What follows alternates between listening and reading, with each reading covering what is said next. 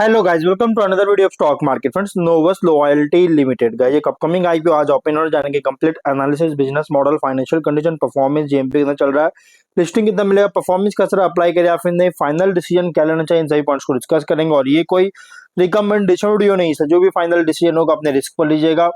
तो अगर हम आईपीओ की बात करें, 17 मार्च आज ओपन हो रहा है, 20 मार्च क्लोज किया जाएगा। और ये जो आईपीओ है 4 डे आईपीओ है। अगर हम बात करें 4 डे आईपीओ, और 25 मार्च का लिस्टिंग डेट रखा गया, 10 रुपीज का फेस वैल्यू, 139 टू 146 रुपीज पर शेयर की प्राइस बैंड, 1000 शेयर्स की lot size, fresh capital, OFS का कॉम्बिनेशन, बुक बिल्ट आईपीओ, और 60 करोड़ का इशू साइज, 41.2 लाख शेयर्स का इशू किया गया।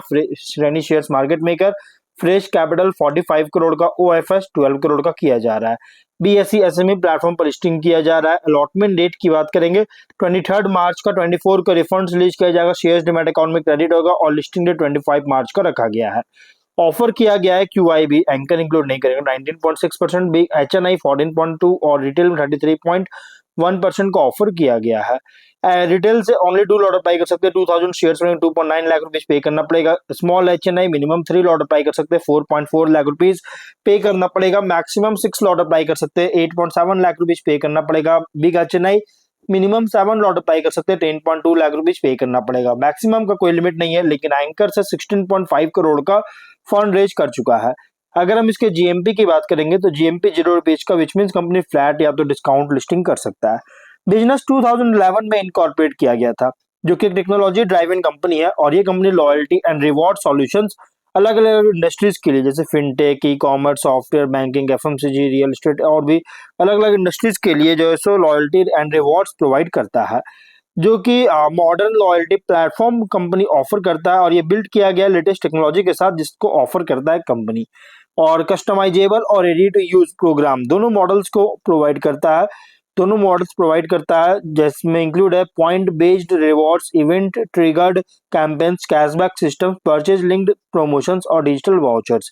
इसका प्लेटफॉर्म जो है ये फ्लेक्सिबल, इजी होता है इंटीग्रेट करने के लिए एग्जिस्टिंग सिस्टम्स के साथ। वर्क्स जो कि वेब, मोबाइल एप्स और फिजिकल स्टोर तीनों के साथ द्वारा जो सो वर्क किया जाता है स्मूथ कस्टमर एक्सपीरियंस के लिए। और ऑन प्रेमिसेस इंफ्रास्ट्रक्चर के साथ, और एसएएस मतलब सॉफ्टवेयर एज ए सर्विस दोनों मॉडल के ऑफर करता है, एआई पावर्ड एनालिटिक्स के साथ, जिसमें इंक्लूड है, जो कि क्लाइंट्स को ऑफर करती है।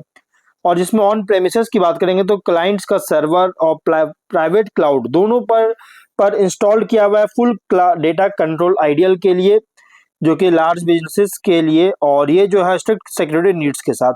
एसएएस जो कि क्लाउड बेस्ड होता है, और इसमें सब्सक्रिप्शन मॉडल जो कि इजी होता है सेटअप और मैनेज करने के लिए, परफेक्ट मतलब सेटअप और मैनेज करने के लिए, जो कि परफेक्ट बिजनेस के लिए, जो परफेक्ट सेटअप और मैनेज करने के लिए जो है सो यहाँ पे किया जाता है, इजी होता है, जिससे क्विक और स्केलेबल सॉल्यूशन जिनको नीड होता है उनके लिए। मार्केट प्रेजेंस की बात करेंगे तो कंपनी इंडियन और इंटरनेशनल दोनों मार्केट में ऑपरेट होता है। डोमेस्टिक मार्केट की बात करें तो इसका कस्टमर्स जो है तेलंगाना, हरियाणा, उत्तर प्रदेश, महाराष्ट्र, पंजाब, तमिलनाडु, राजस्थान, दिल्ली, कर्नाटक जैसी स्टेट्स में इस कस्टमर्स को सर्व कर रहा है। जबकि ग्लोबल की बात करें तो ग्लोबल कस्टमर्स का तो यूएई, यूएसए, ऑस्ट्रेलिया, पुएर्तो रिको जैसी कंट्रीज में ऑपरेट हो रहा है। 31 जनवरी के अकॉर्डिंग 50 पर्सनल टोटल कंपनी में टीम था। तो ओवरऑल बिजनेस की बात करें तो technology driven loyalty and reward solutions provider है, जो कि कस्टमर कॉर्पोरेट रिलेशनशिप को स्ट्रेंथन करता है। अगर फाइनेंशियल की बात करेंगे तो एसेट्स है 22 करोड़ का, नेटवर्थ 19 करोड़ का, रिजर्व्स 6.6 करोड़ का, डेट फ्री कंपनी है। और 23 में 59.6 करोड़ का रेवेन्यू, 55 लाख का प्रॉफिट, 24 में 73.6 करोड़ का रेवेन्यू, 2.9 करोड़ का प्रॉफिट, 25 में 104.6 करोड़ का रेवेन्यू, 3.6 करोड़ का प्रॉफिट, फर्स्ट हाफ में 71.4 करोड़ का रेवेन्यू, 5.8 करोड़ का प्रॉफिट है। फाइनेंशियल अगर देखा जाए तो टॉप एंड बॉटम लाइन ने इंक्रीज किया, बट जो बॉटम लाइन अगर देखिएगा ना तो 24 में देखिए बॉटम लाइन जो है यहाँ पे मार्जिन जो है 24 में बहुत ही स्ट्रॉन्ग बूस्ट किया। और फर्स्ट हाफ में जो प्रॉफिट है सरप्राइजिंग बम्पर जो है प्रॉफिट जनरेट किया, जो कि जिसे डाउटिंग रेट नहीं कर रहा है, बल्कि सस्टेनेबिलिटी के लिए कंसर्न रेज कर रही है। और अगर हम बात करें इस कंपनी का आईपीओ का, देखिए आईपीओ के लिए जो फैंसी वैल्यूएशन है, मतलब कि आकर्षक मूल्यांकन जो है, इसको दिखाने के लिए कुछ इसमें कुछ हेर फेर देखने को मिल रहा है, विंडो ड्रेसिंग देखने को मिल रहा, अपीयर कर रहा है, मतलब कि थोड़ा सा एक सबोटाज देखने को मिल रहा है, मैनिपुलेशन देखने को मिल रहा है इसमें। और अगर हम इसके ऑब्जेक्टिव की बात करेंगे, न्यू प्रोडक्ट्स के डेवलपमेंट, एनहांसमेंट, अपग्रेड करने में इन्वेस्टमेंट करना चाहता है, इसके लिए कैपेक्स करेगा। Business development and marketing activities करना चाहता है, जिसमें इंक्लूड है मैन पावर, हायरिंग और जनरल कॉर्पोरेट पर्पस और अनआइडेंटिफाइड इनऑर्गेनिक एक्विजिशन करना चाहती है। रेशियोज में ROE 36.3, ROC 40.6, RONW 30.7, PAT 8.1, EBITDA margin 10.9% का, PB है 9.5, PE रेशियो 49.9 टाइम का, प्रोमोटर होल्डिंग रेशियो 95.6% और मार्केट कैप 227 करोड़ का। कंपनी के प्रोमोटर है दीपक तोमर और श्वेता सिंह इसके प्रोमोटर है। तो कंपनी का प्राइस बैंड जो रखा गया रिसेंट फाइनेंशियल डेटा के अकॉर्डिंग प्राइस बैंड ओवरली रखा गया है, बहुत ही ओवरली प्राइस रखी गई है, एग्जॉर्बिडेंटली प्राइस, एग्रेसिव प्राइस रखा गया, मतलब कि ओवरली प्राइस रखा गया है। कंपनी का कॉम्पिटिटर है पेलात्रो लिमिटेड, इसके कॉम्पिटिटर है जो कि सेम बिजनेस प्रोवाइड करता है। अगर हम बात करें इस कंपनी के स्वॉट एनालिसिस का, तो स्ट्रेंथ अगर देखा जाए तो ये टेक्नोलॉजी कंपनी एज ऑपरेट हो रहा है, loyalty and reward platforms enterprises के लिए प्रोवाइड कर रही है, और डिजिटल सॉल्यूशंस जैसे reward programmes, cashback campaigns, vouchers, engagement platform offer करता है। Technology driven SaaS business model है जो कि स्केलेबल ग्रोथ बिना किसी हेवी फिजिकल इंफ्रास्ट्रक्चर के अलाउ करता है। और मल्टीपल इंडस्ट्री जिसमें इंक्लूड है banking, fintech, e commerce, FMCG, retail में सर्व कर रहा है। और बिजनेसेस जो है बिजनेसेस को हेल्प करता है कस्टमर रिटेंशन और ब्रांड इंगेजमेंट को इम्प्रूव करने के लिए लॉयल्टी प्रोग्राम्स के थ्रू, और डिजिटल मार्केटिंग और कस्टमर लॉयल्टी सॉल्यूशंस के लिए डिमांड बहुत तेजी से ग्रो कर रहा है, जो कि लॉन्ग टर्म ग्रोथ को सपोर्ट करता है।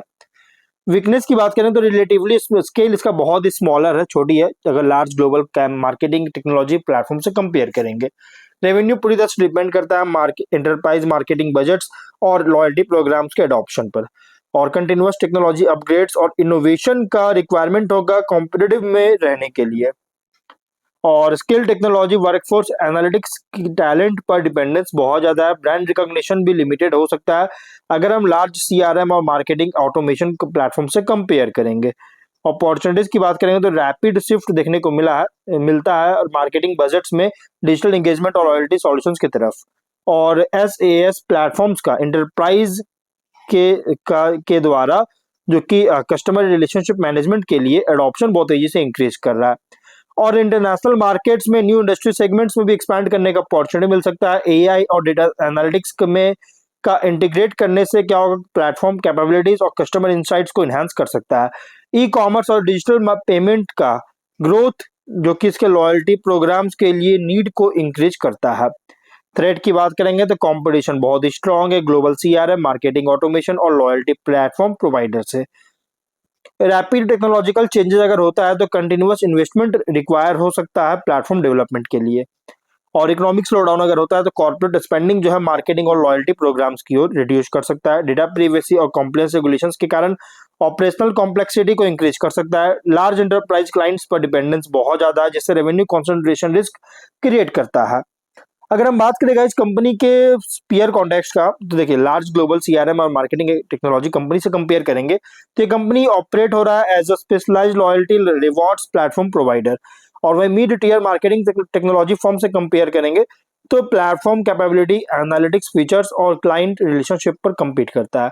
इन्वेस्टर के लिए IP रिप्रेजेंट कर रहा है digital marketing technology and SaaS plate sector play, जहां ग्रोथ पूरी तरह से डिपेंड करता है एंटरप्राइज डिजिटल एडॉप्शन, इनोवेशन और लॉयल्टी सॉल्यूशंस के एक्सपेंशन पर। तो ओवरऑल अगर बात करें, देखिए IPO जो है ना थोड़ा रिस्की IPO है, तो आप इसमें मीडियम टर्म के लिए IPO ठीक ठाक है, लेकिन थोड़ा रिस्की है, लेकिन फाइनल डिसीजन जो भी लीजिएगा अपने रिस्क पर लीजिएगा। ये कोई रिकमेंडेशन वीडियो नहीं, तो मिलता है नेक्स्ट वीडियो में।